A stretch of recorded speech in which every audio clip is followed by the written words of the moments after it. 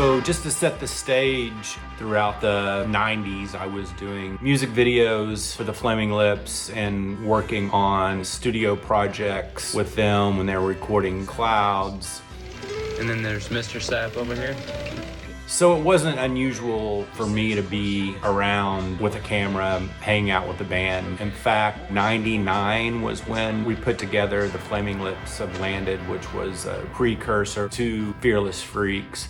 So we were used to collaborating with one another quite a bit. And the year before, in 99, I had released Hill Stomp Holler, R.L. Burnside documentary, and then had my sights set on creating a feature-length documentary on noodling.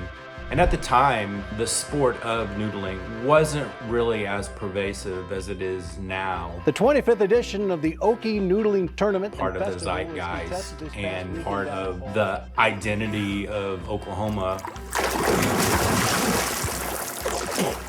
It just wasn't like that back then. In fact, it was difficult to even hunt down guys to be in the film or find guys that still noodle. I had some nephews and cousins that were noodlers, but I never did it myself. I was a little bit like Wayne in that he certainly didn't run in circles with guys that were noodlers, and I didn't either. Wayne was into motorcycles and playing tackle football and all these physical and visceral things. So I think because of his childhood, he could appreciate the fact that these guys were out there catching fish with their hands. And because we were collaborating so much in those days, I just asked him if they could do a couple of songs for this noodling film. And he famously didn't know what I was talking about exactly, like what is noodling. When Bradley first told me about Okie Noodling, for some reason I immediately imagined it was about, of all things, masturbation. It sounded sort of funny and perverted, and that's just what I thought. But of course, it was just guys catching giant catfish with their hands. It's bare skin to bare skin. It's fingernails to teeth. I remember he and I having conversations about, like, what do the noodlers do with the catfish afterwards, and him being upset by the fact that sometimes the noodlers would keep the fish, but more often than not, most hand fishermen let the fish go because they want to go catch the fish again. You have to have some sort of, some sense of being able to go in and take it. My favorite part of it is the thrill of the hunt. Never knowing what you're going to get a hold of until you get a hold of it.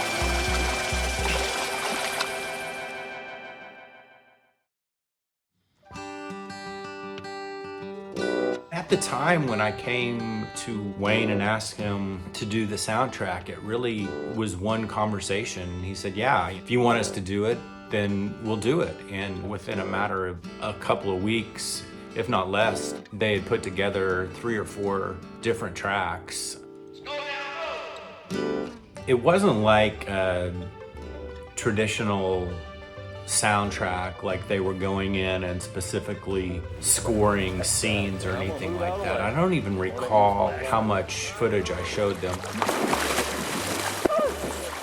I know I showed them a trailer, and from watching that, they came up with 3 or 4 tracks and then sent it to me and were like, what do you think? And I don't remember changing anything. I think we just went with the first pass. It was really super down and dirty. And if I recall, it was just Wayne and Steven in one of Wayne's back rooms, and they were on a 4-track, and Steven was just bypassing drums and just using a box around him or the floor or even his lap to drum on. And there wasn't ever a contract or even a conversation with Booker like, hey, we need to license this stuff. I don't even remember paying the band. It was just Wayne and Steven agreeing to do it and knocking it out and not really thinking much about it.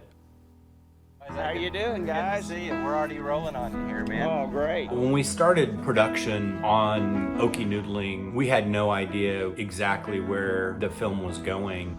There had never been a noodling tournament, so part of the plot within the film is that we create our own noodling tournament as a device for our characters to come together and meet, and that worked out well.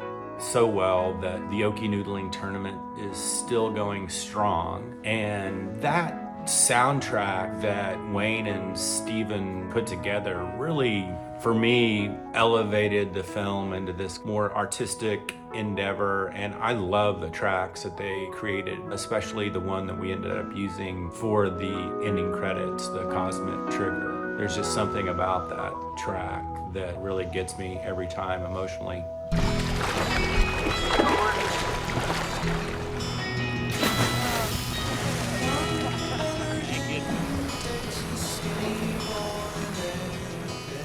And in 2001, they did come down when we premiered at South by. We printed up, I think it was only 1,000 of the CDs, and we passed out the soundtrack at the screening, which was a lot of fun. And one of the questions I get asked the most about noodling is, what does it feel like when these giant catfish are biting down on your hands and arms?